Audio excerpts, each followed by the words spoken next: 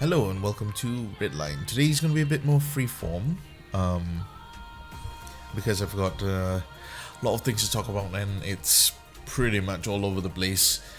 So first I want to talk about this picture and the subsequent final kind of painting, final kind of design, I suppose. I want to talk about this, but before I do this, I need to explain the whys and how it got started.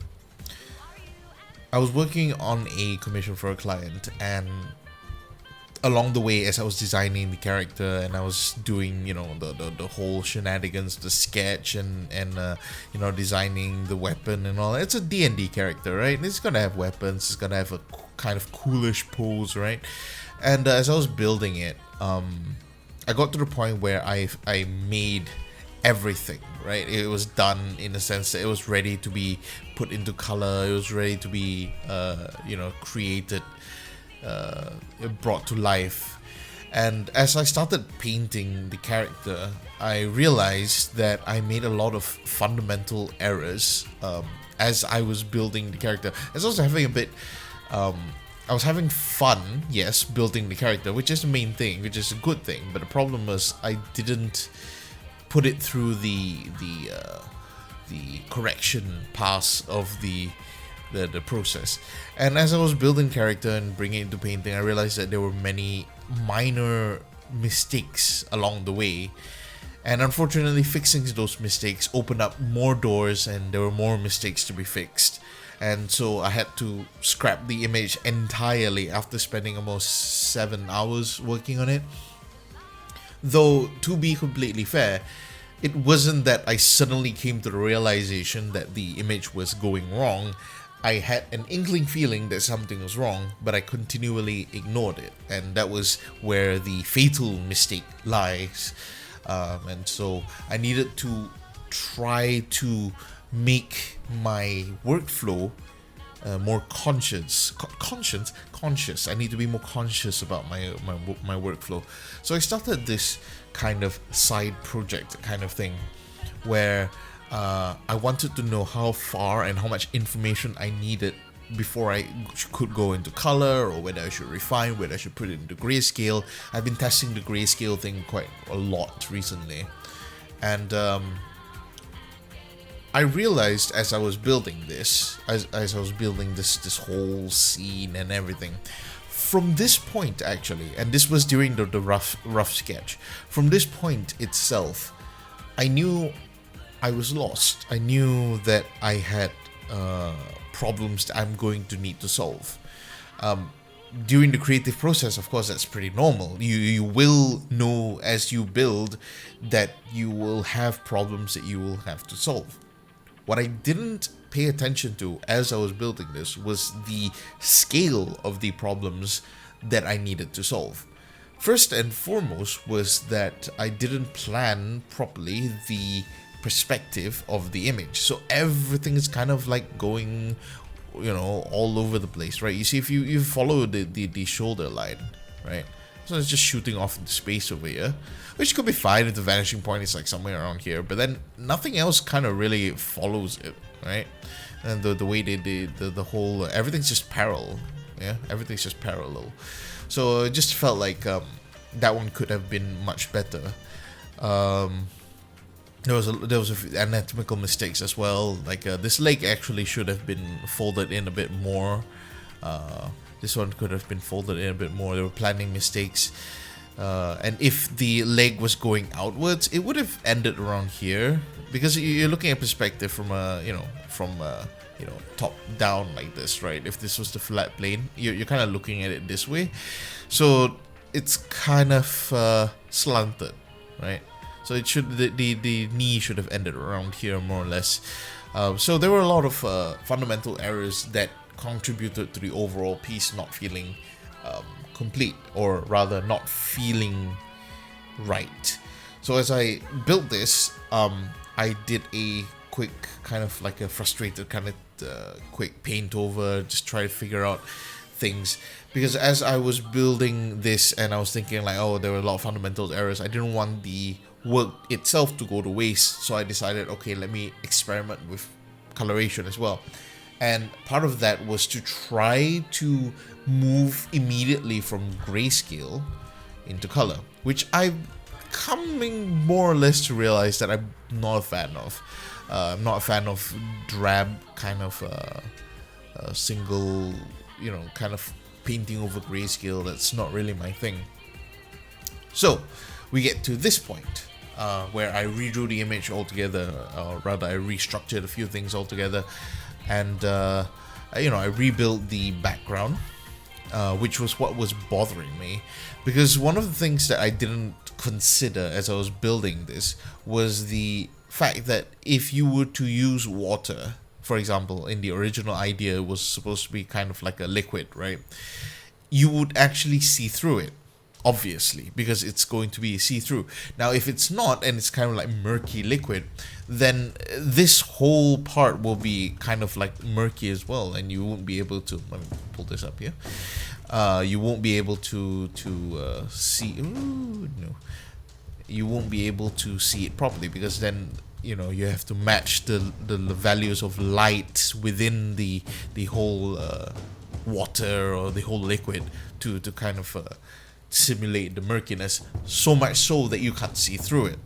So as I realized that, I was like, okay, I don't know how to do a see-through liquids. Now, I know a lot of people is going to be like, oh, you can just use reference. Yes, but you see, the thing is, reference doesn't automatically grant you the ability to create something. You can do a lot of that's a lot to do with observational skills, and personally my observational skills are quite bad, in the sense that I can't just look at an image and try to copy it directly. It's something I'm working on, but it's not easy because there's a lot of information that runs through. But that's a different topic altogether. So as I built this, I decided to change the whole concept altogether, and I was thinking like, oh, okay, what if it's it's an actual environment, like kind of think of it like a pocket dimension, and then I added the sky kind of thing, Initially it was supposed to be kind of like a light blue and then slowly shifting to a night sky, but then I felt like it would be too dark and all that, so I decided not to do that. Then I added the crack at the back here, which is a nice touch, but you see, the thing is, this crack is a bit too prominent, isn't it? It's supposed to be behind, right? So because it was supposed to be behind, it should actually be more affected by the whole environment over here, like within this bottle. So as it stands, it just kind of looks like it's in front. You can kind of tell it's behind, I guess, because of the perspective, like it's slanted this way, and whereas if it's at the front, it would be slanted this way, But that's an error of the atmospheric color, I suppose. And then I wanted it to be like, oh, the sky is leaking out and all that. And then I missed this part down here. Because if it was like a liquid, it would be filled over here. So I completely missed that. So there were a lot of different issues. There were a lot of different things. Overall, what are the other mistakes? Well, let's see. Scale is the other thing. This is supposed to be a tree, not a bush. But you see, if it's supposed to be a tree and my character is this tall, it's about 1, 2, 3, 4, 5, about 6 to 7 heads tall, right? If you're just doing kind of rough counting. This tree is, it's like what, 4 heads tall maybe? So it should be around here. Probably should have been around this tall. The tree should have been around this tall if I wanted to be scaled properly. But overall, I'm mostly happy about the grass. I'm happy about this texture over here. This kind of textured bush is really fun. I'm gonna definitely revisit that. This textured thing over here. I made a new brush specifically for that, for this bush here. So I'm quite happy with these. These things I'm happy about. Textures. There's clouds are kind of. I need to actually set some time apart to study clouds soon. Yeah, but that about sums up what I like about it. Other than that, it's just, experimental stuff, studies and all that. And that's honestly all I have to say about this picture. Remember that the initial idea was to train myself to consciously build or to be aware rather of my workflow, so that I can make changes to the workflow that will create the best outcome. So as I started doing that, I started, hold on, let me see if I can find it. It's not the cello one, it's this one. Yes, this one. So I made this today. I made this one, this is image today, for the same kind of reasons, honestly. Understanding workflow, but I wanted to keep it a lot simpler. So I decided to remove color altogether. I just didn't want to make things too complicated for myself. I needed to understand how far it would take for me to bring an image to life from a sketch, which this file does not. Oh, there it goes. So I need to figure out how long it would take me, or how much information I would personally need to be able to create a sketch. So this was the initial from the sketch to a kind of finished painting. So this was the initial rough, right? This was the rough sketch. I had kind of like the idea of like, oh, okay, it's gonna be like this, it's gonna be like that, and as I built it, I started painting under it using the grayscale, because again, the point was to figure out my workflow, and it came out alright. It could have been better, surely. It could have been better. I changed the position of the hand, because I just kind of felt like this kind of position was a bit weird. Like, oh, I don't know if you can actually see my mouse moving, but I felt like this hand position was kind of weird, because it's like, you know, it's like reaching towards, but because it's reaching towards and it's coming from up here, right? And again, we think about perspective, like everything. This one, I took a bit more time with the perspective. Like I kind of paid a bit more attention to it, right? So like we're looking at this, and then we're looking at the perspective here. So the vanishing point somewhere off from this, far off the screen. And then of course, there's one of the other vanishing points is around here. It's going to go in a different direction altogether.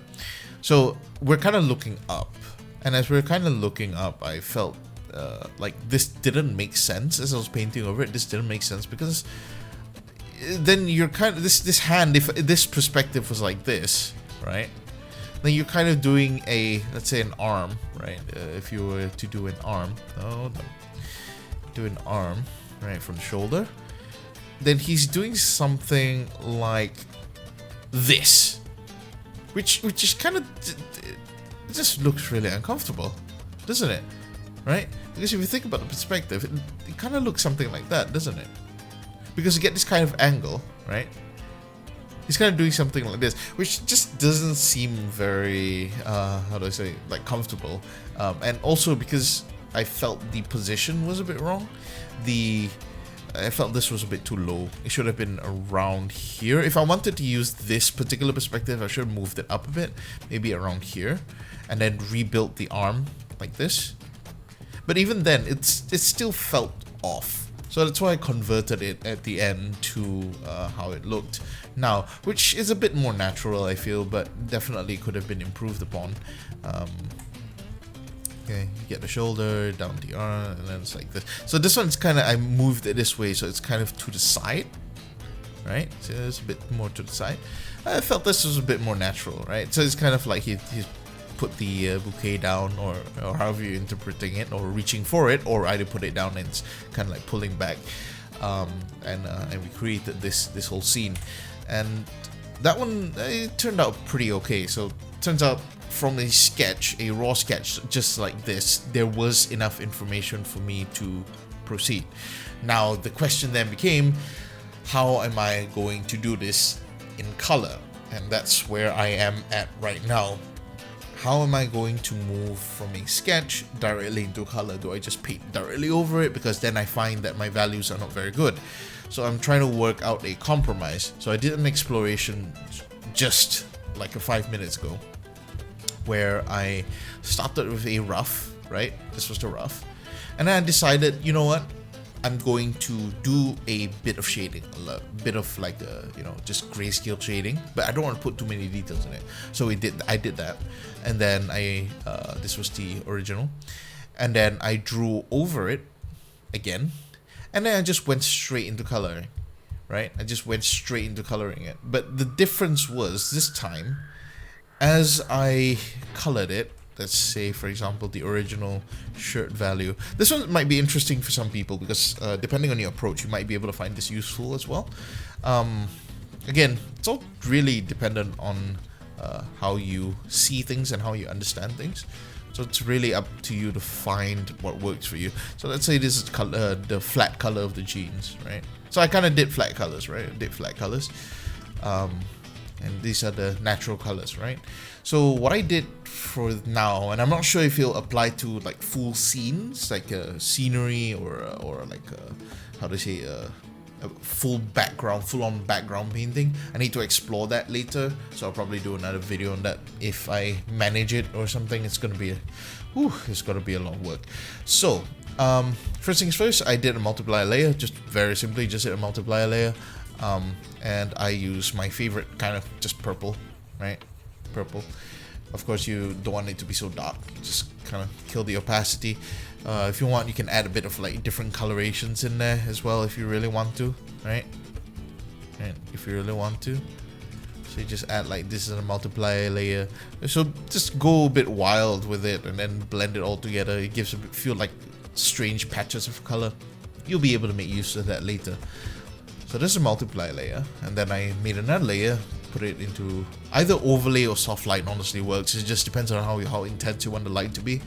And let's say he's under a normal kind of sunlight, kind of deep gold sunlight. It's a bit too light. There we go. So maybe something like this. And then of course play around the opacity, right? Play around the opacity as you wish. Until you get to a sort of coloration that you're happy about, right? Okay, and you can kind of just mix it in together. It's fine. Just let it bleed a little bit into each other, and then once you're happy with everything, I found like personally that I'll just merge it all down, and then I will start painting, right? So if I want to add the crease of the shirt, for example, I find like painting softly, like with a lot of transparency and just really gently, really softly, very measured, it kind of helps a lot.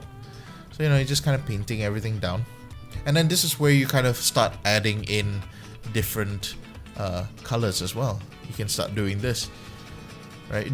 I would not suggest doing it too much during the multiply stage, because that one you just kind of want to layer in lights and shadows a bit. Right, so you can kind of just go through this, I suppose, and then maybe you want to make this really dark for some reason. You can just start adding in darkness, maybe a bit more. It goes towards purple a bit, right? And then just do this, and yeah, then you have there. You've got a dark area here. Then you can make it lower opacity. Just kind of brush it out if you want. We can brush it in, that also works. Alright. Okay. And then you can do the same for this side as well. So you see the light over here. And maybe you want to go a bit brighter. Oh, that's a bit too bright, I feel. And maybe just really lightly. Pay attention to the opacity up here, and then usually I go quite low for the flow if I want to like do something just like really softly, and I'm not sure if I want to keep this color. So maybe I'll just do it something like this, and I start blending it in immediately if I realize it's a bit too rough or too bright. And then maybe a bit of green just to add a bit of difference in there, right? Just to add a bit of interest in the color. Maybe a bit of that, right? And you can just kind of work from here if you really want to. So maybe I want this part to be dark as well. Right, so usually I find that it's quite interesting to have the darkest points right next to the brightest lights. I believe that is also a guideline for how this normally goes. So you can kind of do this if you want, right? You can kind of do this and then like this, right? And this is basically just basically just the basics. Yes, these are kind of what I'm trying out right now. What I'm trying to experiment with right now. I was trying to it kind of works so far, even for the skin color and all that, right? This is close to the base color, and I just did the same thing. I did a multiply with a different color, and then a highlight on this side with a different color and all that.